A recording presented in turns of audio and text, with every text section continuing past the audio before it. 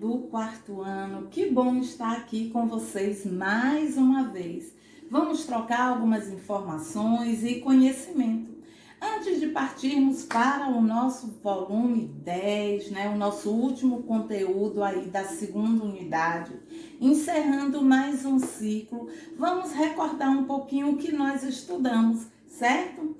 Então, no capítulo anterior, nós estudamos sobre as relações entre os seres vivos e não vivos, Nós vimos que os ambientes formados por todos esses seres vivos e componentes não vivos sempre estão mantendo uma relação, estão mantendo uma interação e dependem uns dos outros, certo? Nenhum deles vive sozinho. Então, entre os componentes não vivos, nós vimos o quê? O ar, o solo, a água, o sol também. Além disso, turminha, nenhum ser vivo, sobrevive sozinho, como tia Mari falou. Ele estabelece relações com outros seres vivos. E aí nós vimos aquelas relações harmônicas, onde um ajuda o outro. Vimos ainda algumas relações onde um ser vivo se beneficia, mas não prejudica o outro. Vimos relações onde um prejudica o outro e os outros dois conseguem viver em harmonia. Vimos as relações de competição também. E tia Mari falou o que com vocês? Vamos encarar essas relações, de uma forma natural, porque isso é normal no ambiente dos seres vivos. E aí, dessa maneira, as alterações na natureza podem ou não prejudicar esses seres vivos, e chegar a provocar algumas extinções de espécies. Quais são essas alterações? As alterações que podem ser naturais, ou provocadas pelo homem. E aí provocam um desequilíbrio na toda a vida dos seres vivos e o funcionamento natural desses ambientes. Mas e aí, no próximo capítulo, o que nós vamos estudar, tia Mari? Nós vamos estudar sobre os ecossistemas brasileiros, isso mesmo. Vocês já devem ter parado para observar, para reparar que os ambientes, os seres vivos e os climas podem ser muito diferentes de uma região para outra, não é verdade? Por exemplo, animais que vivem mais lá na região sul e os animais que vivem cá na região norte do nosso país, do nosso território. Observem como eles vivem, quais são esses animais que vivem lá no norte, no sul. E isso tudo vai depender, sabe de quê? Do clima, exatamente. Então, no Brasil existem lugares em que o clima é quase sempre quente e chuvoso. Em outros é mais seco e frio. E também ainda há aqueles em que podem acontecer geadas e até neve, como é o caso aqui do sul do nosso país. Então essas diferenças aí, esses diferentes climas no país vão influenciar a existência de diversos tipos de paisagem e de diversos tipos de seres vivos. Alguns desses seres vivos podem ser encontrados apenas em algumas regiões do Brasil e outros podem ser observados em quase todo o país, ok? Além disso, existem também, certo, turminha? As plantas, alguns tipos de vegetação e animais que só existem aqui no nosso país. Tanto que as pessoas costumam a falar, aqui essa terra é santa, tudo que se planta dá, E porém, em outras regiões, devido a fatores climáticos, isso pode diferenciar esses ecossistemas, não é verdade? Mas e aí, tia Mari, o que é um ecossistema?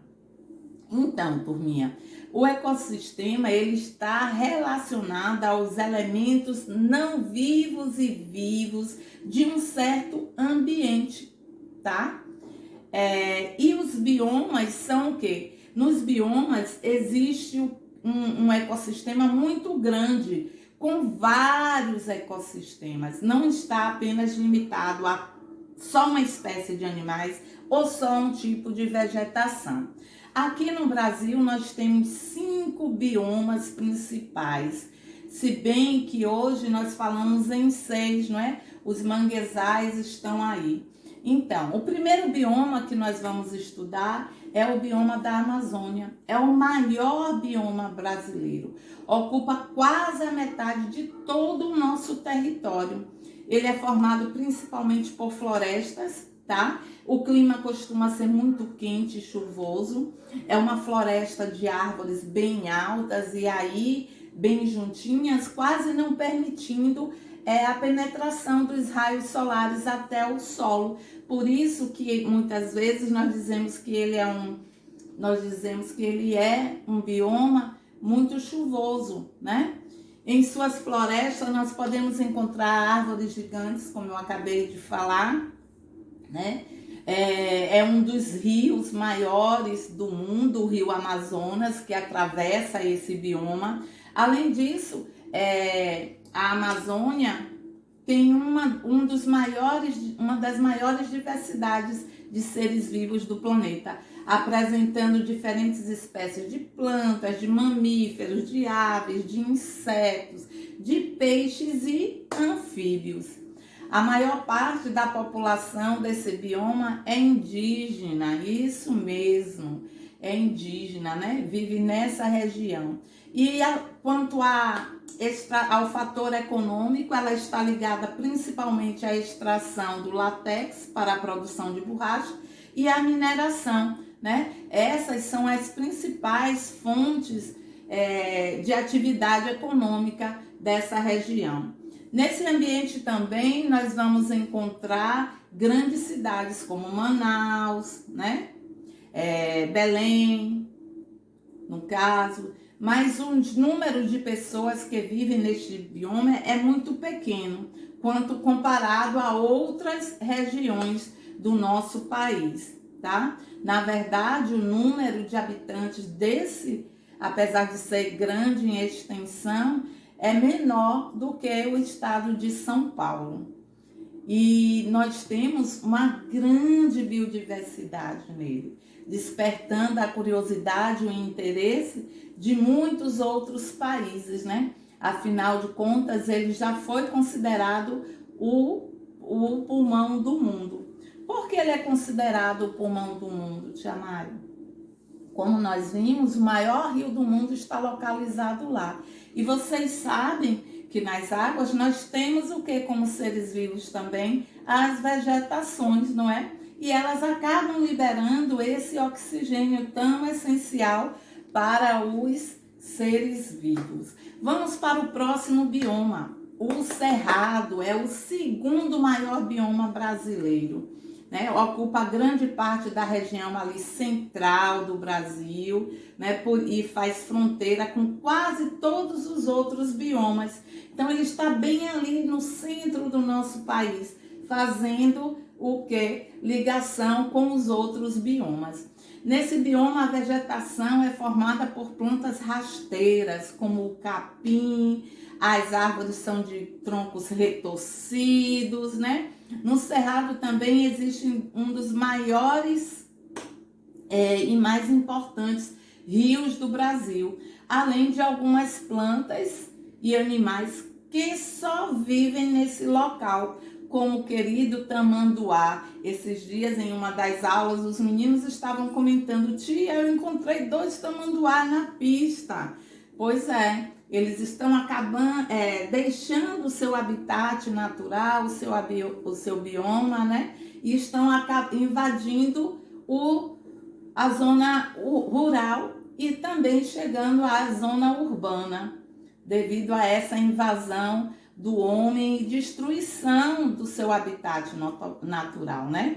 Então, como Tia Mari falou para vocês, diversos seres vivos desse bioma estão ameaçados por conta do desmatamento, né, causado pelo homem aí, e com a plantação, essa necessidade deles em começar a investir na agricultura e acabam desmatando, provocando a extinção de muitas espécies, né? E a evasão, né? Eles acabam saindo desse local e indo procurar abrigo e alimento. Primeiro na zona rural, nas fazendas. Quando não conseguem, acabam invadindo as cidades. Outra característica importante do cerrado, né, é que grande parte da região que ele ocupa é utilizada na agricultura e na pecuária. Por isso que Tia Mari falou para vocês o quê? Por causa desse investimento do homem, vai provocando a extinção e a evasão de alguns seres nativos desse bioma. Outro bioma muito importante é o bioma da Mata Atlântica, né? Ele chegou a ocupar uma grande parte do nosso território, mas hoje só uma pequena parte dele continua a existir, né? Porque com a chegada dos portugueses aqui, né, e a colonização, eles acabaram explorando este bioma de forma desordenada, de forma mais assim, sem se preocupar realmente com o meio ambiente.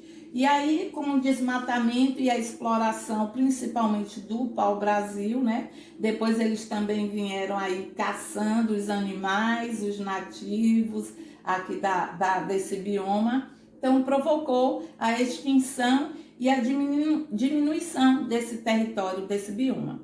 Nesse bioma, né, o clima é muito chuvoso e quente, né? A vegetação é formada por florestas de árvores altas, que ficam perto umas das outras, onde vive uma grande variedade de plantas e de animais. Alguns desses seres vivos que habitam a Mata Atlântica são protegidos por reservas ambientais e também nas terras de pequenos fazendeiros que se preocupam, né, com o meio ambiente e sabem da importância de proteger a vida e os ecossistemas. Hoje nós temos várias áreas, aí, vários parques nacionais, onde não pode caçar, onde alguns animais estão protegidos, né? E aí as pessoas não podem explorá-los, nem retirar nenhum tipo de vegetação daquela área, tá? Outro bioma que nós vamos ver são os biomas Upampa, né? Que são encontrados aí no Brasil, ocupam uma pequena parte do território do país.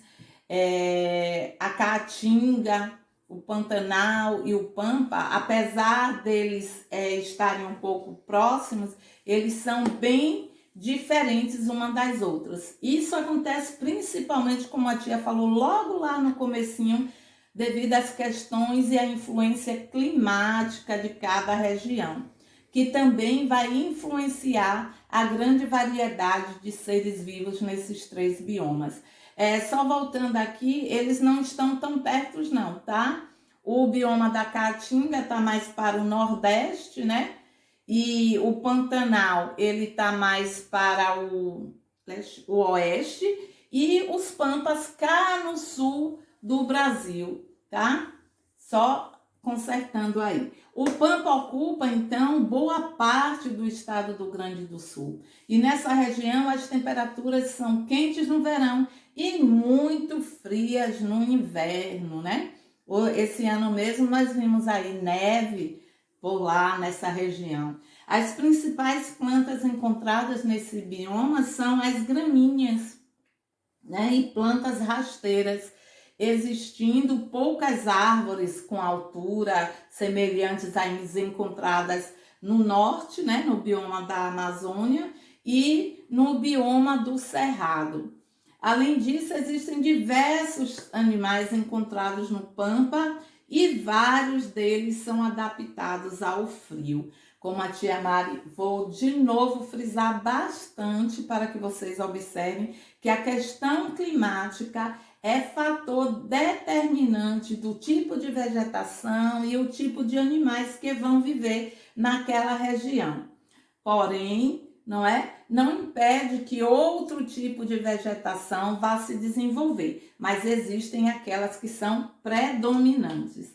Já o Pantanal é o menor de todos eles. E o ano passado, né, sofreu aí com grandes incêndios, grandes queimadas, né, provocando a morte de diversos animais e também da vegetação, né?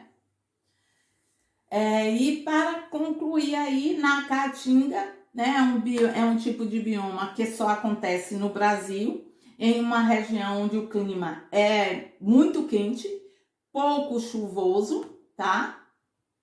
Pouco chuvoso, e ele também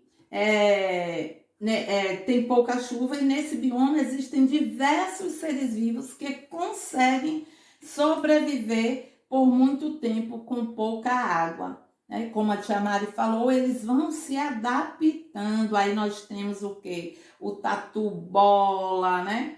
Temos o tipo de vegetação, o mandacaru, o cacto, que aí a barriguda, né? Onde essa vegetação consegue armazenar a água em seu interior justamente para esses grandes períodos de estiagem. Porém, não deixa de ser, né, turminha, um grande problema para quem vive nessas áreas, né? Para alguns animais também. Mas apesar da diversidade que existe nesse bioma, quase metade da paisagem da Caatinga já foi alterada pelas atividades dos seres humanos. Como eu sempre falo para vocês, o homem continua a colocar os pés, né, pelas mãos, trocar os pés pelas mãos aí, e ainda não caiu aquela fichinha que nós dependemos uns dos outros, inclusive do ambiente natural, né? E nós devemos prestar muita atenção sobre tudo isso, sobre todas as nossas ações e o reflexo delas. Pois é, amores, então vamos ficar por aqui, tá? Vejo vocês na aulinha online, façam as atividades, certo? Qualquer dúvida, anotem e vamos tirar as dúvidas no nosso próximo encontro. Um cheiro, fiquem bem, se cuidem e até a próxima. Bye, bye!